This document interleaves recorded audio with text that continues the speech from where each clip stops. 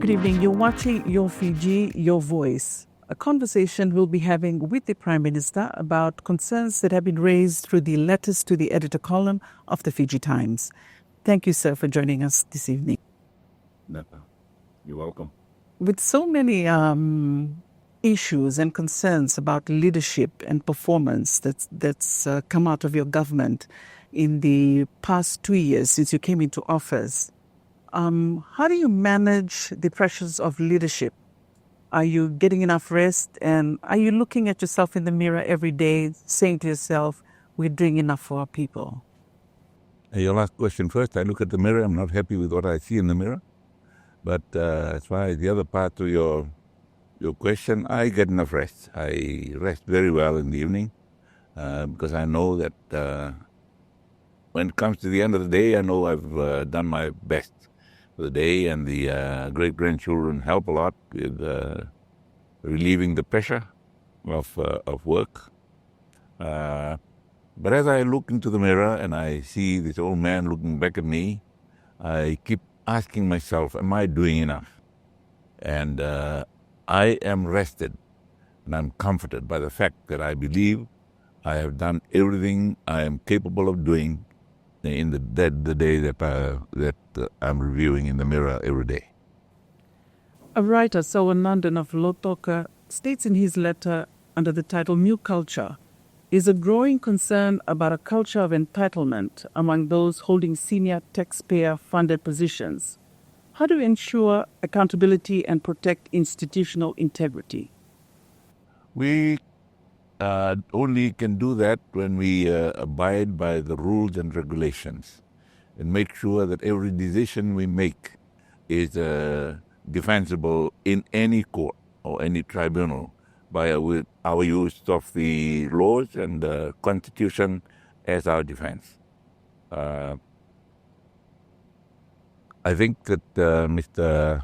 Salwa, yeah, the culture of entitlement, that has been a natural inclination of human ever since creation, when we feel that something is ours and we are entitled to, by the same token, those who point a finger at us, claiming that we are claiming entitlements, are staking their right on their entitlement to question. So everybody is at that entitlement question. When you question entitlement, you're also exerting or projecting your entitlement to the right to know. Have you had direct and frank discussions with members of your cabinet and your team on the need to work hard so that the electorate does not set you aside next year? Yes, I think we have had general discussions in cabinet, in caucus, but we must also understand that once you come into cabinet, you're no longer just a political person. You will become servants of the executive arm of government, and you have to serve the people, not in accordance with your manifesto, but do what is best in the interest of the people. And we do that. And because we have now a quadrilateral coalition, we have four views to be expressed during our discussions in cabinet about certain issues that affect the people. Some may bring into cabinet their personal views. Some will bring their ministerial views. In fact, both. All the ministers do that. What they think as Minister for Health. What do they think as representatives of the people of the Kondrave who voted for you when it comes to issues of health and health infrastructure? So they are all discussed very, very in very much detail during our cabinet discussions. But we do not succumb to the pull of our political leanings. We have to make decisions that are in the best interest of the people of Fiji. How is that for you as a leader, managing the quadruple coalition that you have now? It is very easy because they are all mature people who have the interests of the people at heart, and they have been put into parliament and now into cabinet by the powers of the laws of Fiji. So they are there and they've sworn their allegiance to the country and its people, and also uh, their commitment to diligence and doing what is in the best interest of all the people of Fiji. So some may beg to differ with all the political drama that has been unfolding. Of course, we have a freer society now where people are able to speak out. At what point do you say enough is enough with the drama? We cannot do that and also maintain our stance on the freedom of expression and freedom of speech. The drama has, well, those that call it drama has only become evident now, with everybody now free to express their views. Before that, it was sort of a controlled stage. It was a very controlled stage. You couldn't just come in and play your part in a drama. It is very controlled. It had a very good producer and conductor, so who was controlling everything and conducting everything, conducting even the music. So now everybody's free. If someone play out of tune, we may think they're playing out of tune. They think we are playing out of tune. So it's a free society that we're in now, and we'll get used to it. But for so long, we had lived in a cage and controlled with what we can do and see or say. So this so-called drama is really reality. It shouldn't have been seen as a drama if it had been happening all the time. 6 additional portfolios to the fourth party, to the coalition. The coalition government has been described as a boys' club. What do you say? How do you respond to that characterization? We only have 2 women in the cabinet. We have one on the government side on the backbench at the moment, and we have one in the opposition. So what boys' club? Which boys' club? So we've been, a lot of people there has been feedback by people on who do you turn to in terms of seeking advice when making decisions? I turn to the people who are supposed to be giving me the advice. When it comes to legal matters, I turn to the Attorney General. When it comes to law and order, I either turn to the Minister for Policing now. I had it for a few weeks, and I have very little reason to ask the Minister for Defense for any assistance in that area. But as far as health, drug enforcement, now the police, I do not go outside the cabinet, and I prefer to stay that way because these are tested people who have gone through, and they are trusted by the people to come and offer me the advice that they believe would be in the best interest of the people.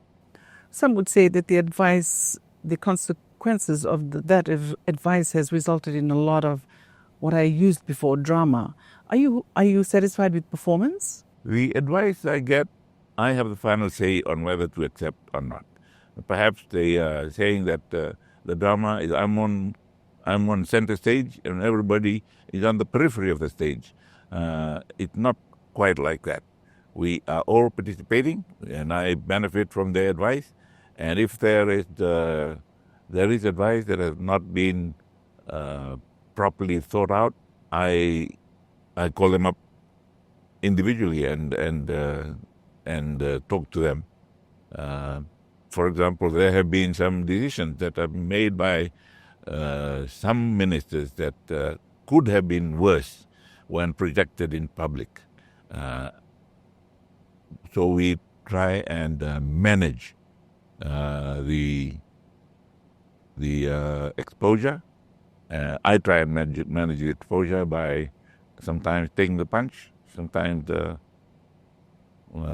collectively taking responsibility for what we do. A letter by Rajan Naidu titled Role Model criticizes an earlier letter by Rajesh Lingam, who describes a former minister, Linda Tambwe, as a role model. Naidu says such a description shows the moral decay of the country. How would you describe your stance on Ms. Tambuya? Yes, there's been repeat offenses, but there are also people like Lingam who still look to her as a role model. For him, she is. And for Rajan, she's not. It's in the eyes of the beholder.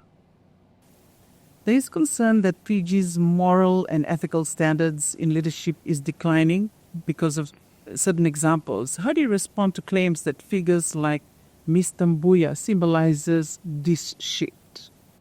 It's for the people to either associate with or disassociate with her kind of life or her lifestyle. So it's not something that the government decides. It is a personal inclination, whether you think that the drug lord from South America is a hero and you put his picture in your profile, like happening now. Is he a role model? For whom? Those that say he or she is a role model reflect or say or confess that is what I value. Do you think that Linda Tambuya can make a political comeback, and would you welcome her return? She is still in. She has not been excluded from the party, and it's up to the people. She has the right to put her hand up, and the selection process in the party will decide whether she can be a candidate in the next election or not. We're going into 2026 in the next couple of months, a critical year to our contemporary history. Voters are now more critical and outspoken. How do you navigate increasing public scrutiny? Well, I think the very fact that we're going into election has forced everybody to look very closely at the people they chose, who they should choose in the coming general elections. So as far as I'm concerned, the scrutiny is being exercised by the people. And we just have to project what we feel we should be projecting as the servants of the people, put in there to work in the best interest of the people. Are you going to contest the next elections, and are you confident in terms of your health and stamina to contest the elections? As far as my health is concerned, I leave that to the doctor. As far as my own feelings are concerned, yes, I'd like to be contesting again. Right now, there are three major objectives that are getting close to completion, and that is the Truth and Reconciliation Commission that was sworn in today. The next one is the Constitutional Review, and the Ocean of Peace, which is a regional objective or mission on my part. When I accomplish those, depending on when, I may continue or I may hand over to the next 15. So in the last press conference you had, when you announced the additional ministers and assistant ministers, you mentioned that you needed 4 more votes on the floor. What can we expect regarding constitutional reforms in the future, and how will these changes, you hope, will benefit us? As far as the vote on the floor is concerned, I'm relying on the responsible leadership feelings and characters of those that are already in Parliament. In the opposition there, we have at the moment, used to be the G16, whether they still have one group of 16 or whatever the grouping now are. As far as I'm concerned, in that group, still on the opposition benches, not declaring themselves to be independent and in favor of government, I believe we have enough votes. And we can only say at the end of the discussion or debate on the amendment to the various provisions of the Constitution. First of all, the bill to amend the Constitution, which will need 75% vote, which means we need 4 more votes from the original 28 that we had, 29 that we had, plus the 9, we're still 4 short. I believe we can get the 4 when you rely on the sense of patriotism in those that are left to come toward the, directly favoring the Prime Minister in his leadership.